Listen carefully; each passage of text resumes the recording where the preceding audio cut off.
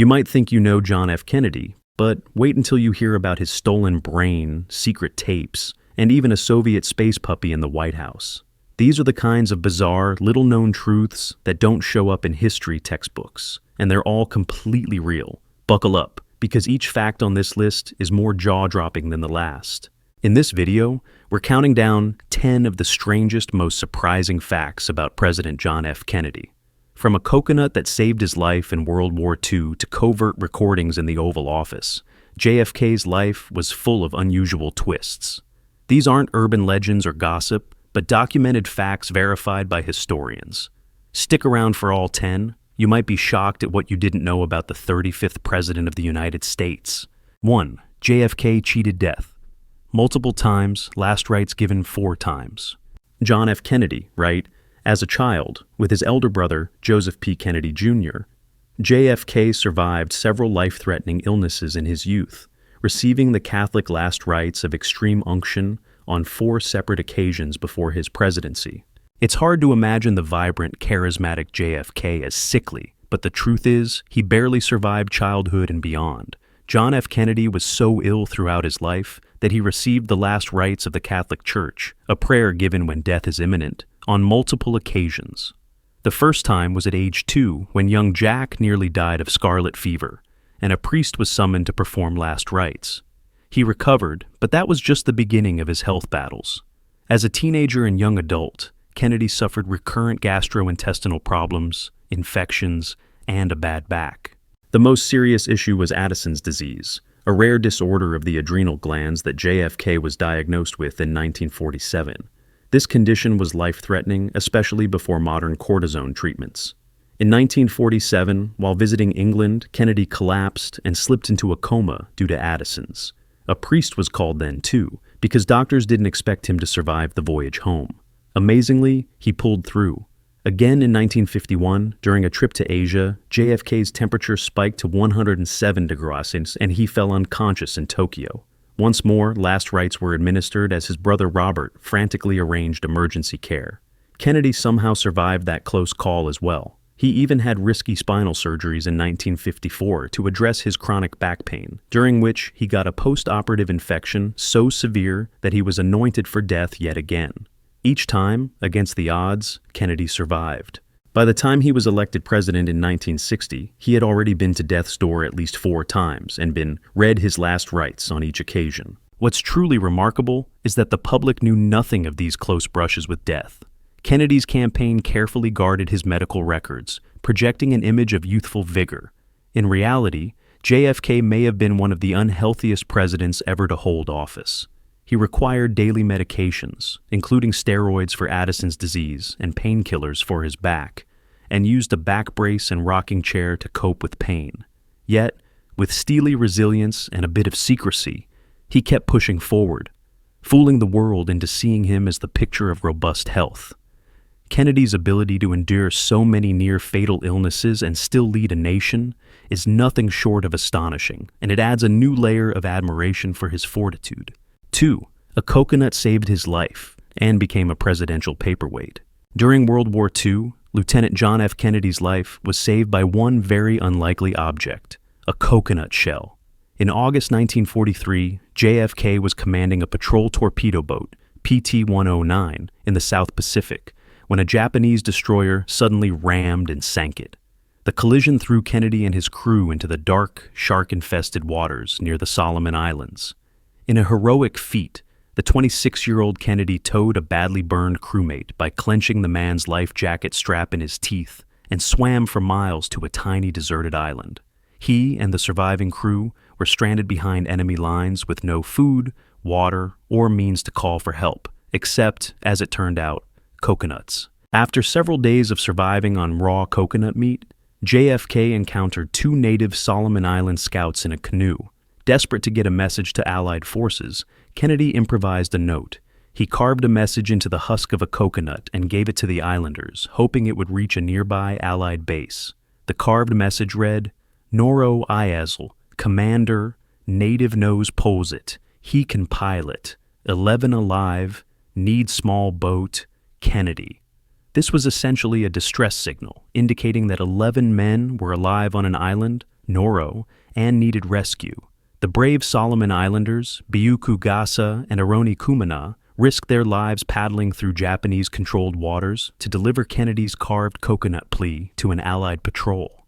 Thanks to that message, Kennedy and his crew were rescued after 6 harrowing days. Kennedy's ingenuity and courage earned him a Navy and Marine Corps medal and a Purple Heart for his wartime heroism. But the story doesn't end there. JFK kept that very coconut shell, with his carved SOS message, as a treasured memento. He had it encased in resin and wood to serve as a paperweight, and he famously displayed it on his desk in the Oval Office throughout his presidency. Imagine walking into the president's office and seeing a coconut sitting among the important papers.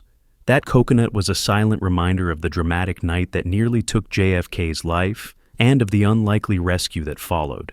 It even appeared in photos of the Oval Office. For Kennedy, it symbolized both the sacrifice of his crew and his own determination to never give up. The fact that a coconut saved a future president's life and then sat on his White House desk is one of the most incredible true stories of JFK's legacy. 3. The only U.S. president to win a Pulitzer Prize. John F. Kennedy wasn't just a war hero and a politician. He was also a Pulitzer Prize-winning author. In 1957, while serving as a U.S. Senator, Kennedy won the Pulitzer Prize for biography for his book, Profiles in Courage. This achievement makes JFK the only U.S. president in history to have received a Pulitzer Prize. The book, published in 1956, is a collection of short biographies celebrating 8 U.S. senators who bravely stood by their principles and made unpopular decisions for the greater good. Kennedy wrote about acts of political courage, from John Quincy Adams to Sam Houston, drawing lessons on integrity and leadership. It struck a chord during the Cold War era, and the Pulitzer Board recognized it with one of the highest honors in literature. Profiles in Courage added to Kennedy's image as a deep thinker and a man of letters. Winning the prize at age 40 bolstered his national reputation just a few years before he ran for president. However, the book later stirred a bit of controversy. Critics questioned how much JFK himself wrote, suspecting that his talented speechwriter, Ted Sorensen, had heavily assisted in the writing. Sorensen did later admit he was involved in drafting the text, effectively ghostwriting portions of it. Despite this debate, the prize was officially awarded to Kennedy, and it remains a unique presidential trivia fact. No other president, not even scholarly ones like Woodrow Wilson or Herbert Hoover, has ever won a Pulitzer. The Pulitzer Prize fact is especially interesting because it highlights JFK's intellectual side. He was known to be a voracious reader, reportedly reading 1,200 words a minute, and had a great appreciation for history and literature. His authorship of Profiles in Courage even inspired the Profile in Courage Award, an annual honor created by the Kennedy family to recognize courageous public officials. So, whether or not he penned every word, John F. Kennedy's Pulitzer Prize stands as a testament to his commitment to the ideals of courage and principle in public life, and it's a record that still sets him apart among presidents. 4. He wasn't meant to be president until tragedy struck. John F. Kennedy almost didn't get the chance to become the family's political standard-bearer. In the ambitious Kennedy clan, it was actually his older brother, Joseph P. Kennedy Jr., who was groomed from birth to be president. Joseph Jr. was the firstborn son of Joseph Kennedy Sr. and Rose Kennedy, and by all accounts, he was his father's favorite. The senior Kennedy, a wealthy businessman and former U.S. ambassador, had big dreams of seeing a son in the White House. Initially, Joe Jr. was the one carrying those hopes. He was smart, charismatic, and intensely driven. By the early 1940s, Joe Jr. had graduated from Harvard, was attending law school, and even served as a delegate to the 1940 Democratic National Convention while in his mid-20s. The plan was for Joe Jr. to start a political career after World War II, possibly Congress and then higher office, with the ultimate goal of the presidency. Fate intervened in a heartbreaking way. During World War II, Lieutenant Joe Kennedy Jr. volunteered for a top-secret and extremely dangerous air mission in August 1944, one he didn't have to fly since he had already completed his tour of duty. This mission, codenamed Operation Aphrodite, involved piloting a bomber packed with explosives, essentially an early remote-controlled flying bomb that would be aimed at German targets. Tragically, Joe Jr.'s plane exploded mid-flight before he could bail out, killing him at age 29. The Kennedy family was devastated. Joseph Sr.'s dream for his first son died that day, but in the shadow of that loss, a new path opened for the second son, John. After grieving his brother, John F. Kennedy stepped into the role of political heir, a role for which he had not been the first choice. "Now the burden falls on me," JFK reportedly remarked upon Joe's death. At the time, Jack, as John was known to friends, had been seen as the more carefree, physically frail sibling, not necessarily destined for high office. But with Joe Jr. gone, Jack felt a duty to fulfill his father's aspirations. He ran for Congress in 1946, won, and quickly ascended the political ladder. JFK's success in politics, culminating in his election as the first Irish Catholic and youngest ever elected U.S. president in 1960, can be seen as a response to family tragedy. In a chillingly prescient comment years later, Kennedy acknowledged how fate chose him. "Just as I went into politics because Joe died, if anything happened to me tomorrow, my brother Bobby would run. And if Bobby died, Teddy would take over." Indeed, that's exactly what happened. After JFK's assassination, Robert Kennedy entered the fray. And after Bobby's death, Ted Kennedy became the political patriarch. This weird twist of fate, that JFK became president partly because his older brother's life was cut short, is a poignant reminder of how history can pivot on a single moment. 5. He secretly recorded conversations in the Oval Office. Long before Nixon's infamous tapes, John F. Kennedy had a secret taping system in the White House, and almost no one knew about it.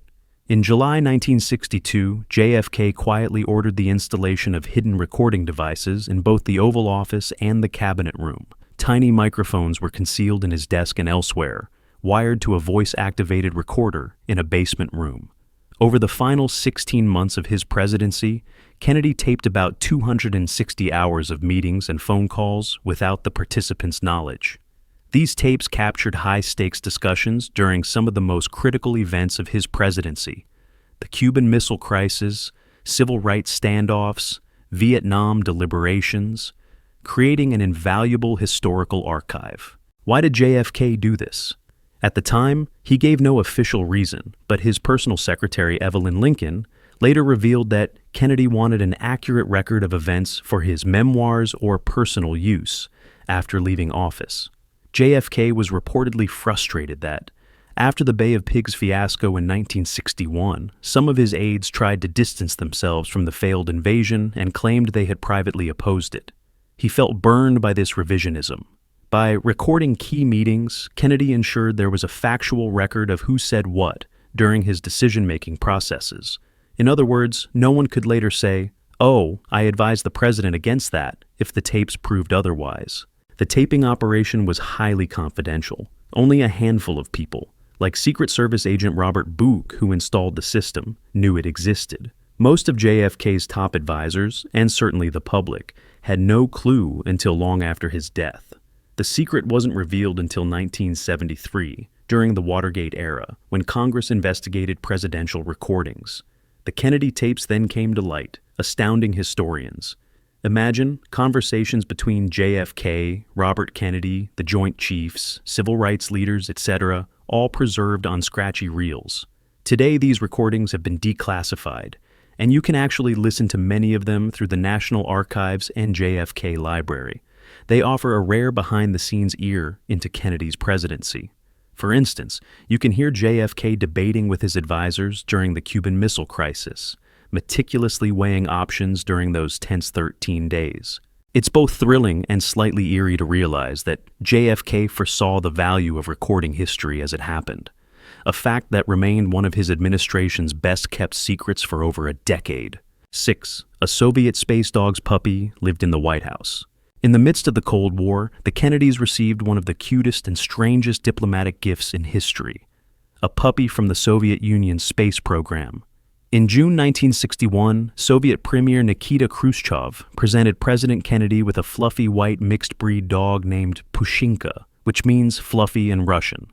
This wasn't just any puppy. Pushinka was the daughter of Strelka, a Soviet space dog that had orbited Earth on board Sputnik 5. Essentially, a space puppy moved into the White House. Khrushchev gave the pup to JFK's young daughter Caroline as a gesture of goodwill after the two leaders met at a summit in Vienna. The Kennedys, who were avid animal lovers, welcomed Pushinka into their growing menagerie of pets. However, given the Cold War paranoia of the era, Pushinka had to be thoroughly checked by U.S. security. CIA agents actually scanned and x-rayed the poor puppy to ensure she wasn't carrying any hidden listening devices or other nefarious Soviet tricks. It sounds like a spy novel. The Americans literally suspected the dog might be a furry Trojan horse.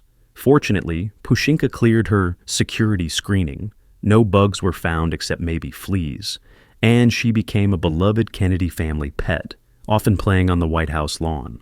Pushinka also found romance in Camelot. She befriended Charlie, JFK's Welsh Terrier, and before long, the first family announced that Pushinka was pregnant with puppies. In 1963, Pushinka gave birth to 4 pups fathered by Charlie.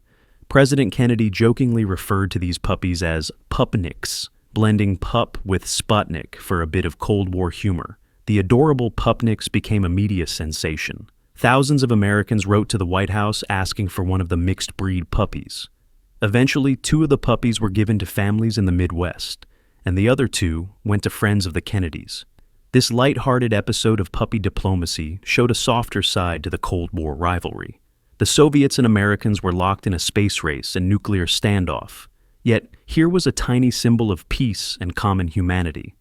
A dog that came from the enemy, melting the hearts of the first family.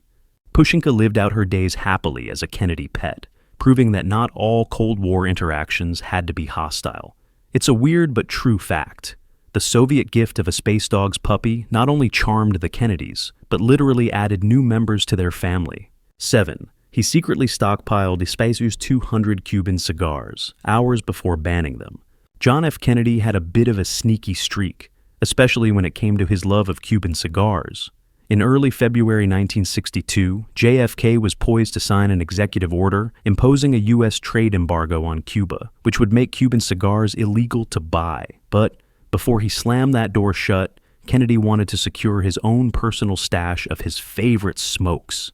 According to his press secretary Pierre Salinger, President Kennedy gave him a covert assignment: get as many Cuban cigars as possible, immediately.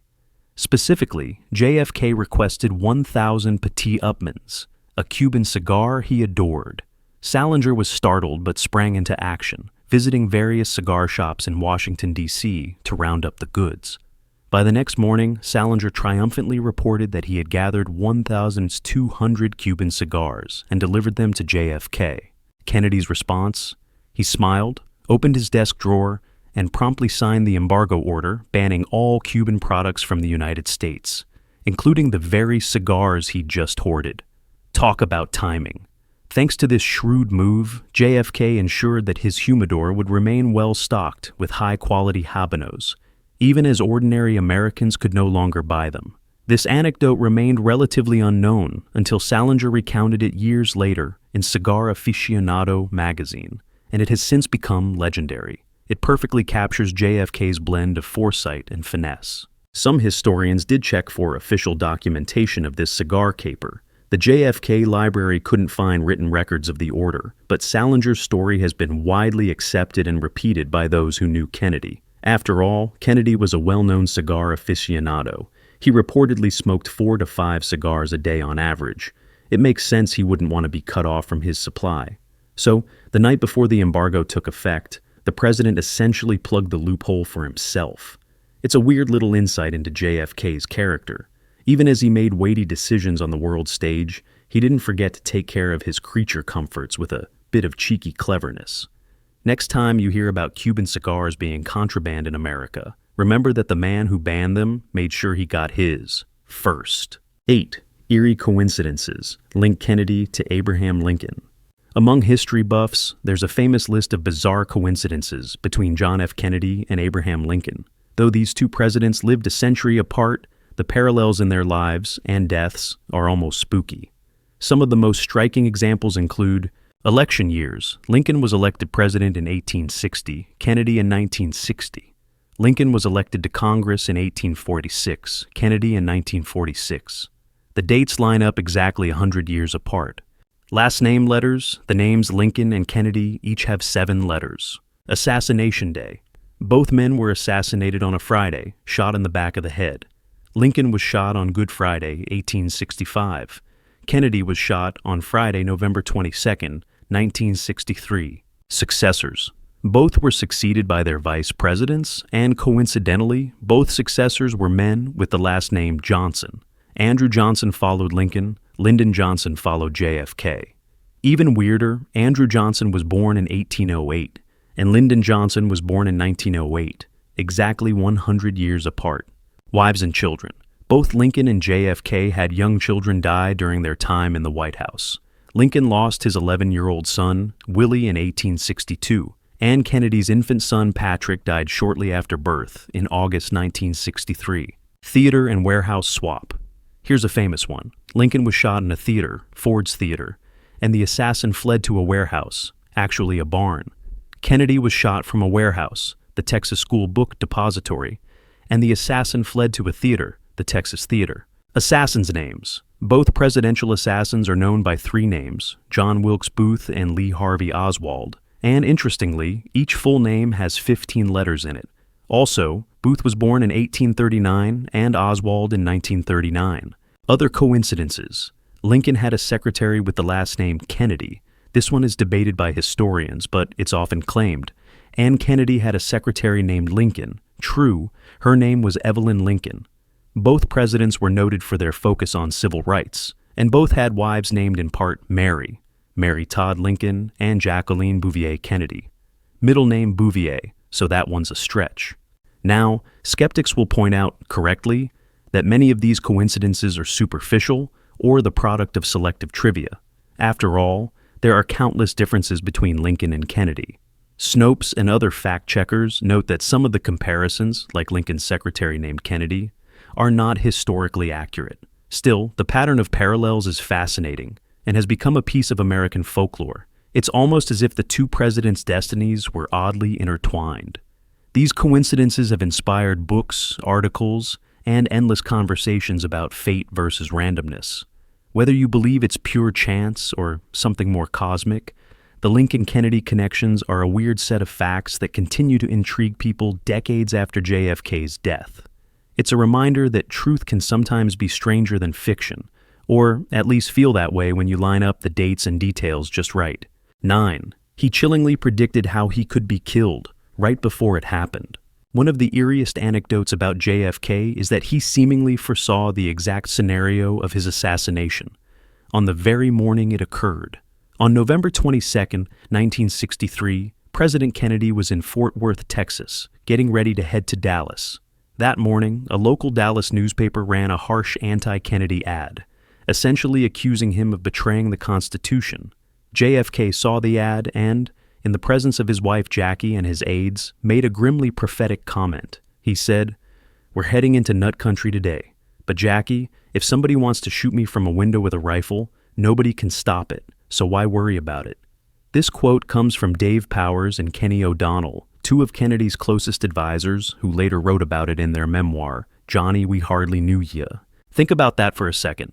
Kennedy literally described the exact danger, a sniper in a high window, that was about to happen to him hours later in Dallas. It sends chills down your spine. At the time he said it, Jackie was reportedly uneasy about traveling to Dallas because of the toxic political atmosphere. JFK's response was essentially a fatalistic acceptance. If someone was determined to trade their life to take the president's, there was virtually no defense. Tragically, around 12:30 p.m. that same day, those words came true. As JFK's open-top limousine passed through downtown Dallas, Lee Harvey Oswald fired a rifle from a sixth-floor window of the Texas School Book Depository, striking the president exactly as Kennedy had imagined. This bizarre coincidence has fueled countless conspiracy theories and what-ifs. Some wonder if Kennedy had a premonition, or if it was just morbid pragmatism shaped by numerous warnings he'd received about visiting Dallas. He really had been warned. Friends and politicians had told him Dallas could be dangerous due to extreme anti-Kennedy sentiment. In any case, JFK often joked darkly about the threat of assassination. He had even told his Secret Service detail that if anyone wanted to kill a president, it would be easy. Just hide in a building with a rifle and pick the motorcade off. Sadly, he was right. While historians label the prediction as anecdotal, we only know of it through the recollection of his aides. It remains an incredibly haunting fact. President Kennedy voiced what many were afraid of, almost as if tempting fate, and a few hours later, the nightmare came true, almost exactly as he said. It's a piece of tragic irony that underscores the very real dangers U.S. presidents face, and in JFK's case, his seeming acceptance of that danger right before it struck. 10. JFK's brain went missing after his autopsy. Of all the strange facts about JFK, this one might be the most macabre. John F. Kennedy's brain mysteriously disappeared from U.S. government custody after his assassination, and it's still missing to this day. Yes, you read that right. When Kennedy was assassinated in 1963, an autopsy was performed at Bethesda Naval Hospital. During the autopsy, the pathologist removed the president's brain for examination, which is standard procedure in gunshot head wounds, to track bullet trajectories. The brain was then placed in a stainless steel container with preservative fluid. This container was stored in the National Archives, supposedly secure under lock and key. However, by 1966, when officials went to inventory JFK's remains and medical evidence, the brain was no longer there. It had vanished from the archives, along with other autopsy materials like blood sample slides. The disappearance of JFK's brain has understandably given rise to all sorts of theories and speculation. Conspiracy theorists argued that if the brain had been available for study, it might show evidence that contradicted the official conclusion that Oswald was the lone shooter. For example, damage suggesting a shot from the front. The Warren Commission didn't have the brain as evidence because by the time they would have needed it, it was gone. So, who took it and why? One leading theory doesn't involve sinister conspiracies at all, but rather a protective family motive. In 2013, author James Swanson suggested that Robert F. Kennedy, JFK's younger brother, quietly took and disposed of John's brain a few years after the burial. The idea is that Robert might have been concerned the brain could reveal sensitive information that the family wanted kept private, possibly details about the president's health, recall all those illnesses and medications JFK had, or the number of painkillers and other drugs he was taking. Essentially, the Kennedy family may have stolen the brain to protect JFK's legacy. There's no definitive proof of who took it, and the National Archives still lists the brain as missing. It's one of those enduring mysteries. To be clear, it's not unusual for organs to be removed during autopsy and not buried with the body. What's unusual is for them to be held in government storage and then vanish. The JFK brain theft, if you can call it that, is bizarre and a little gruesome, but it actually happened. Unless that steel container miraculously turns up one day in some forgotten closet, we may never know exactly what happened. The president's brain is quite literally gone. This weird fact adds an almost gothic final chapter to the story of Kennedy's assassination, as if the event needed any more strange twists. For historians, it's frustrating because a missing piece of evidence is lost. For everyone else, it's just plain creepy to imagine that after the drama in life, even in death, parts of JFK could go missing under mysterious circumstances. Hopefully, these surprising facts gave you a richer sense of John F. Kennedy's character and the era he lived in. History isn't just dry dates and speeches, it's also coconuts, puppies, and missing brains. By exploring the odd corners of JFK's life, we keep his memory alive in full color. After all, understanding these nuances makes the past feel more real and personal. Thanks for joining us on this journey through the stranger side of history. Now, if you found this interesting, just wait. We have plenty more eye-opening stories to share. Go ahead and check out the next video for another deep dive into history's hidden tales.